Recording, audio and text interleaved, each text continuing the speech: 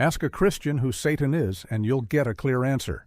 A fallen angel, once the most beautiful being in heaven, rebelled against God, was cast down to hell, now rules a kingdom of demons and spends eternity trying to drag human souls into eternal damnation. Red skin, horns, pitchfork, the ultimate villain, the enemy of God, the source of all evil. That version of Satan is so deeply embedded in Western culture that most people assume it's always been there, that the Bible clearly lays it all out: the rebellion, the fall, the war in heaven, the kingdom of hell. That Satan has been the same character from Genesis to Revelation, consistent and unmistakable. But here's the problem. Almost none of that is actually in the Bible. The rebellion isn't there. The fall from heaven, at least the version everyone imagines, isn't there. The horns and pitchfork definitely aren't there. And the being called Satan in the earliest books of the Bible is not even a proper name. It's a job, title, and the job is nothing like what you've been told. The Satan that billions of people fear today was assembled over thousands of years, piece by piece, culture by culture, century by century, from sources that most people have never read and traditions that most people don't know exist. Judaism, Christianity, Islam, Zoroastrianism, Greek mythology, medieval folklore, and Renaissance art all contributed parts. And when you trace the full history, the character that emerges looks nothing like the one the world thinks it knows. By the end of this video, you'll understand how Satan evolved from a minor functionary in God's court into the supreme enemy of all creation. And you'll see exactly where each piece of the myth came from. If you're new here, subscribe to Atlas of Religion. We trace the real history behind the world's biggest religious ideas, and this one might be the most misunderstood of them all. Let's start where most people never think to look: the Hebrew Bible, what Christians call the Old Testament. The word Satan in Hebrew is not a name, it's a common noun, ha-Satan. It means the adversary or the accuser. It describes a function, not an identity. And in the earliest appearances of this word in Hebrew scripture, the Satan is not God's enemy, he's God's employee. The clearest example is the book of Job. Most people know the basic story. God allows a figure called Satan to torment a righteous man named Job to test his faith. But read the text closely. The Satan in Job doesn't sneak into heaven. He doesn't rebel. He doesn't defy God. He shows up in the divine council, a heavenly court where God meets with celestial beings. And God initiates the conversation. God points to Job and says, "Look at my servant, a blameless and upright man." And the Satan responds with a challenge. "Job is only faithful because you've given him everything. Take it away, and he'll curse you to your face." God agrees. God gives the Satan permission to destroy Job's wealth, kill his children, and ravage his body with disease. The Satan does exactly what God authorizes him to do. Nothing more. He operates within boundaries God sets. He reports to God. He functions as a prosecuting attorney in a divine courtroom, not as a rebel waging war against heaven.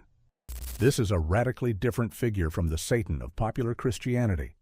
There's no kingdom of hell, no army of demons, no cosmic rebellion. The Satan in Job is doing his job, testing human beings on God's behalf. He's an instrument of divine will, not its opponent. The book of Zechariah contains another appearance. The prophet has a vision of the high priest Joshua standing before an angel of the Lord, and the Satan stands beside him to accuse him. Again, accuser, prosecutor, a role in the heavenly legal system, not an independent power, not an enemy of God, a member of the divine administration carrying out an assigned function. In the book of Numbers, the word Satan appears in an even more surprising context. God sends an angel to block the path of Balaam, and the angel is described as a Satan, an adversary. The adversary here is an angel doing exactly what God told it to do. The word has no inherent evil attached to it. It describes opposition, not malevolence. So if the Hebrew Bible doesn't contain a fallen angel ruling hell and waging cosmic war, where did that story come from? The first major shift happened during and after the Babylonian exile, the period in the 6th century BCE when the Jewish people were conquered and deported to Babylon. In Babylon, they encountered Zoroastrianism, the dominant religion of the Persian Empire that eventually liberated them. And Zoroastrianism had something Judaism, at that point, did not: a fully developed cosmic dualism. Zoroastrianism divided reality into two opposing forces: Ahura Mazda, the god of light, truth, and goodness, and Angra Mainyu, also called Ahriman, the spirit of darkness, lies, and destruction. These two powers were locked in an eternal cosmic battle. Every human being had to choose a side. Every moral decision was a front in the war between light and dark. And at the end of time, light would finally defeat darkness in an apocalyptic climax. Jewish theology before the exile was not dualistic in this way. God was the source of everything, good and evil alike. Isaiah 45:7 says it explicitly: I form light and create darkness. I bring prosperity and create disaster. I, the Lord, do all these things. There was no need for a supreme evil being because God himself encompassed the full spectrum. But after prolonged contact with Zoroastrian thought, something shifted in certain streams of Jewish theology. The idea of a powerful evil figure opposing God began to take root, not in the mainstream Jewish canon, but in the apocalyptic literature that flourished between the 2nd century BCE and the 1st century CE. And the texts that carried this transformation forward were the ones the official Bible left out. If you're starting to see how much of what you thought was biblical actually came from outside the Bible, hit subscribe and like this video, because Atlas of Religion goes where other channels won't. The book of 1st Enoch, a Jewish apocalyptic text that never made it into the Hebrew Bible or most Christian canons, tells the story of the Watchers. 200 angels descended from heaven to earth, took human wives, and produced a race of violent giants called the Nephilim. Their leader, depending on which section of Enoch you're reading, is named Semyaza, or Azazel. God punishes them by binding them in darkness until the day of judgment. This is the earliest detailed fallen angel narrative in the Jewish tradition. And while it doesn't use the name Satan, it establishes the template. Celestial beings rebel against God's order, fall from heaven, corrupt humanity, and are imprisoned as punishment. Every element of the later Satan myth is seeded in this text.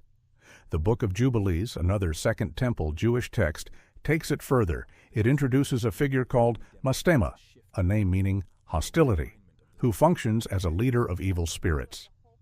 Mastema asks God for permission to keep 1/10 of the fallen spirits under his command to test and torment humanity. God agrees.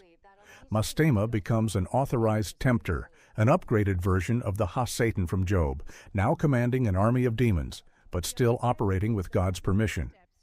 By the time Christianity emerged in the 1st century, these threads were ready to be woven together, and the early Christians wove aggressively. The New Testament transforms the Satan from a title into a name. Satan, capital S, a specific being with a consistent identity across multiple texts. In the Gospels, Satan tempts Jesus in the wilderness for 40 days.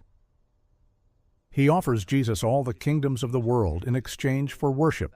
He enters Judas before the betrayal. Jesus says he saw Satan fall like lightning from heaven, a line in Luke chapter 10 that later interpreters would build into an entire mythology of angelic rebellion. The book of Revelation completes the transformation. Chapter 12 describes a great war in heaven, Michael and his angels fighting against a dragon, and the dragon fighting back with his angels. The dragon loses and is thrown down to earth. And Revelation explicitly identifies this dragon, the ancient serpent called the devil and Satan, who leads the whole world astray. This is where almost every piece of the modern Satan myth locks into place. The war in heaven, the fall, the identification of the serpent in the Garden of Eden with Satan, a connection the Hebrew Bible never makes. Genesis doesn't call the serpent Satan. Genesis calls it the most cunning of the animals. It's a talking snake, not a fallen angel in disguise.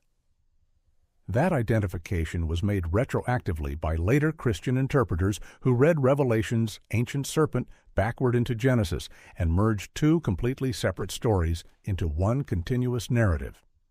The book of Isaiah contains a passage that would become another foundational brick. Isaiah chapter 14 describes the fall of the king of Babylon using vivid cosmic imagery. How you have fallen from heaven, morning star, son of the dawn. The Hebrew word for morning star is Hallel. When this was translated into Latin, it became Lucifer, light bearer. The passage is clearly about a human king. Isaiah is mocking the arrogance of Babylon's ruler, using heavenly imagery as poetic exaggeration. But early Christian interpreters read it as a description of Satan's fall from heaven, and the name Lucifer became permanently attached to the devil. The same thing happened with Ezekiel chapter 28, which describes the king of Tyre as a being who was once in the Garden of Eden, adorned with precious stones, perfect in beauty, until wickedness was found in him, and he was cast down. Again, a passage about a human king using mythological language. Again, retroactively interpreted as a Satan origin story. By the 4th and 5th centuries, church fathers like Augustine and Jerome had synthesized all of these threads into a single, coherent narrative. Lucifer was the most beautiful angel in heaven. He rebelled out of pride. He was cast down with a third of the angels. He became Satan, the ruler of hell, the tempter of humanity, the serpent in the garden, the dragon of Revelation, the adversary of God from the beginning of time to the end. It's a powerful story. It's a theologically useful story. And it was constructed from pieces that were never meant to fit together. Meanwhile, Islam developed its own figure, Iblis, and the Islamic version is different in ways that most people never learn. In the Quran, Iblis is not a fallen angel. Angels in Islam do not have free will. They cannot disobey God. Iblis is a jinn, a being made of smokeless fire, a separate creation from both angels and humans. When God creates Adam and commands all beings to bow before him, Iblis refuses. Not because he wants to wage war against God, because of pride. He tells God, I am better than him. You created me from fire and him from clay. God curses Iblis and casts him out. But Iblis doesn't go silently. He asks God for a reprieve, permission to live until the day of judgment, during which time he will try to lead humanity astray. And God grants it. Iblis becomes Al-Shaitan, the tempter. But even in his rebellion, he operates within limits God has set. He cannot force anyone to sin. He can only whisper. He can only suggest. Every human being retains the power to refuse. The Islamic Iblis is not the ruler of hell. In fact, on the day of judgment, Iblis himself will be thrown into hell along with everyone who followed his whispers. He's not the king of the underworld. He's a future prisoner. Some Sufi mystics pushed the theology even further. They asked if Iblis refused to bow to Adam because he would bow only to God. Was his refusal actually the purest form of monotheism? Was Iblis's sin actually an excess of love for God, a refusal to worship anything other than the divine? This reading is controversial within Islam, but the fact that it exists tells you how different the Islamic Iblis is from the Christian Satan. The Christian devil is pure evil. The Islamic Iblis is a tragic figure, proud, doomed, and possibly heartbroken. And all of this, every version, every layer, every edition, began with a Hebrew word that simply meant accuser, a job title in a divine courtroom, a functionary testing human beings under God's authority. No horns, no pitchfork, no kingdom of hell, no cosmic war, just an employee doing what he was told. The Satan that the modern world fears is a composite, stitched together from Zoroastrian dualism, Jewish apocalyptic literature, Christian theology, Renaissance painting, and centuries of cultural reinforcement. He was built slowly, deliberately, and for reasons that had as much to do with politics and power as they did with theology. Every generation added a piece.